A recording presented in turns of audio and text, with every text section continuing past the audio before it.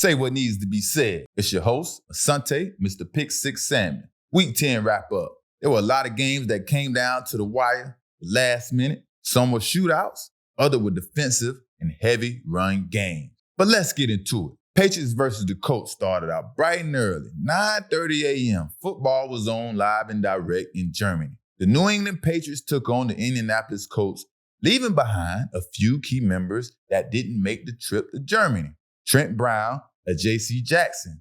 And we heard of stories about Jack Jones possibly not making the trip because of curfew violations or whatever, but he was active, he participated in the game, and we've learned that that was not true. It was just a rumor. But let's get into the game. Let's talk about it. Because the first drive led by Ramondre Stevenson was sensational. The best I've seen the Patriots put together all year. It was awesome.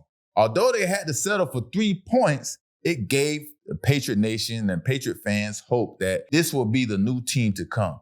The old team is gone, and every time the Patriots take the field, we will see a new and improved Patriot team. And this game will be determined by the team with the most physical players and what team would set the edge to stop the run and at the same time be successful at running the ball. Because it's two teams that want to play physical ball. They're not setting up 5 wide and throwing the ball left and right. They're trying to establish the run and set the edge. Because Indianapolis Colts, they have a two-headed monster in Jonathan Taylor and Zach Moss. You know, this two-headed monster leads the Colts offense. This is what the Colts offense depend on for them to be successful. And they do a heck of a job at it. You know, they do so good at it. The backup running back is in the top 6, top 7 in the lead and leading rushing yards, while the number one running back, you know, he's not up there yet. Obviously, he missed a few games, but that's just letting you know that Zach Moss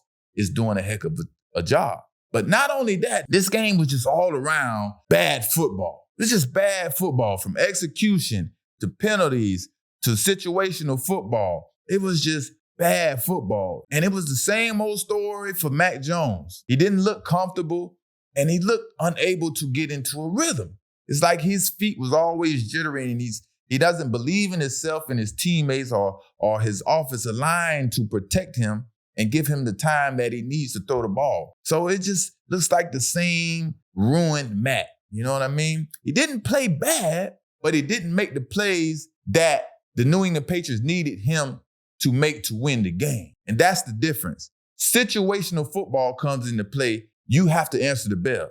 You have to understand the situation to win the game, because you don't just go out there to play and win a game. There are certain ways to win the game. But like I said, Matt Jones didn't play bad per se. He just didn't make the plays. And this game came down to who will run the ball the best, who will play better defense, who can control the time of possession, and who will make the fewest mistakes. And that was the recipe for success in determining who will win this game. Good old-fashioned mano-a-mano football. Man-oh-man, whoop the man in front of you. And the Colts seemed like they did a better job than the New England Patriots. But something unusual, something I'm not used to seeing happen in the fourth quarter with under 2 minutes left. The New England Patriots a touchdown away from taking the lead and no timeouts. And then Bill Belichick in New England brings in backup quarterback Bailey Zappi. And we all know the end story of that, the end result of that. But how do you decide and determine, let me bring in the backup quarterback who I cut previously, and obviously he's not getting the reps or not running the 2-minute drill, but I'm going to bring him in for this 2-minute drill and tell my team that he give us the best option to win. Now, the game ends in an interception with Bailey Zappi doing a fake spike and throwing the ball. It just didn't look right. And this is bad for so many reasons, but I'm not going to go into all the reasons. I'm just going to make a long story short. And then to make a long story short, there's no way Bailey Zappi was prepared or even close to being the best option to help the Patriots win this game against the Indianapolis Colts. It's just no way. It's not even possible because there's no preparation for him. He's the backup quarterback. He's not doing the 2-minute drills in practice. He's not throwing to the main number one receivers. He's actually getting the number one defense ready to play against the Colts. So when is he going to be prepared for this situation? But at the end of the day, the Indianapolis Colts won the turnover battle. And when you win the turnover battle in the NFL, that gives you a 90 to 95% chance to win the game. And that's what the Indianapolis Colts did. They won the game. Ravens versus Browns. Who has the best defense between these two teams? What team is most physical? Because this should have been the game for Deshaun Watson to start getting back to his glory days, the all-pro days. You know, his days when he was an elite quarterback. Because on the second play of the game, Deshaun Watson's first pass is intercepted for a touchdown by Baltimore Ravens, right?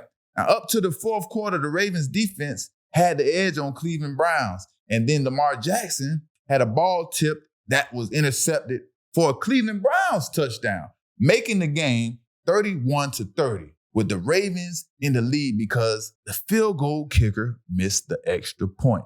And that's the NFL for you. And I know everybody that had the money and wages on the game, they're saying setup and everything is rigged. But stop it. But after a stop against the Ravens offense and a change of possession, Watson just had to make a few plays to get his team back in field goal range and give Dustin Hopkins a chance to nail a 40-yard field goal to win the game. And everything executed, and boom, Dustin Hopkins nails the 40-yard field goal, and the Cleveland Browns upset the Baltimore Ravens. Wow.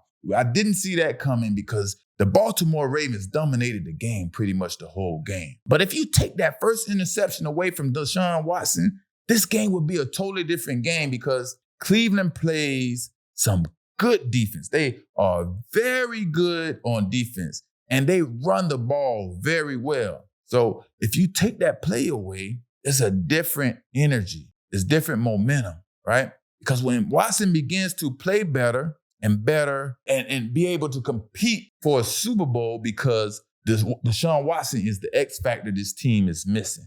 So when Deshaun Watson starts to play better, watch out for the Cleveland Browns making a run for the Super Bowl. Now, Vikings versus Saints. Josh Dobbs, let me tell you, Josh Dobbs is what you call a football player. He can play football. The Minnesota Vikings and the journeyman Josh Dobbs took over in the second quarter, giving the Vikings a 24-3 lead going into halftime. After that, it was pretty much catch me if you can. You know how you get out on someone, you take the lead? That's how they did the New Orleans Saints. Let me jump out on you with my new quarterback and catch me with if you can. Derek Carr left the game in the third quarter, so in comes backup quarterback Jameis Winston to try and rally his troop back and his team back from however many points they were down. I think they were down about 14 points or something like that. But to no avail.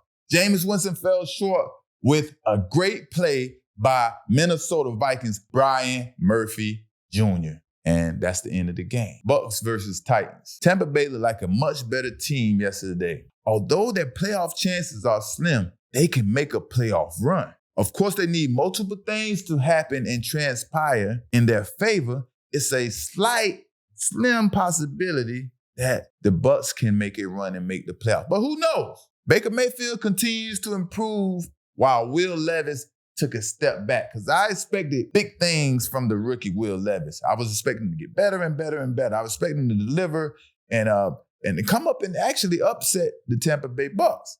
But Mike Evans and Baker Mayfield had different plans. They had an impact on this game with Baker finding Mike Evans 6 times for 143 yards, stunning the Titans.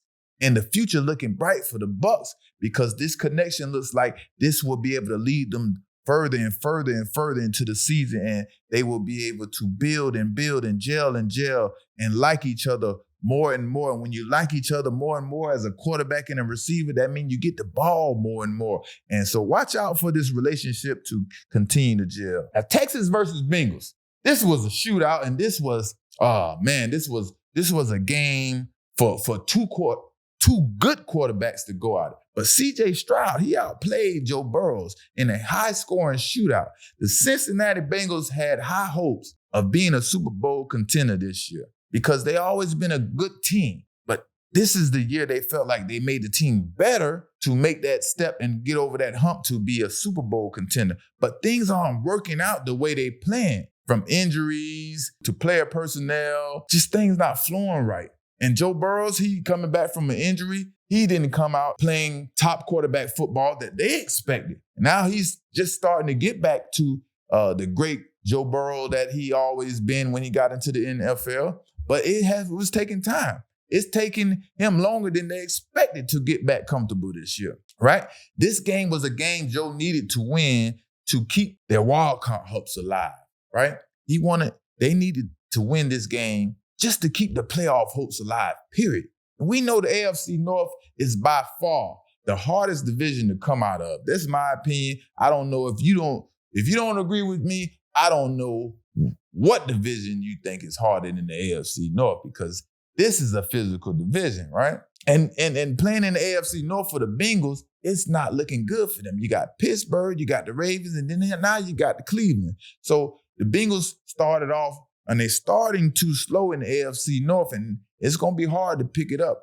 But on the other hand, the Texans, I love what the Texans is doing, and I love the culture and the atmosphere that they're building over there, you know. And in the future, you have to watch out for them, and they will be the team to beat in the next 2 years. You can watch them being a Super Bowl contender. Mark my words, C.J. Stroud, the future MVP, they will be in the Super Bowl the next 2-3 years. Say what needs to be said. Mr. Pick 6, I'm out.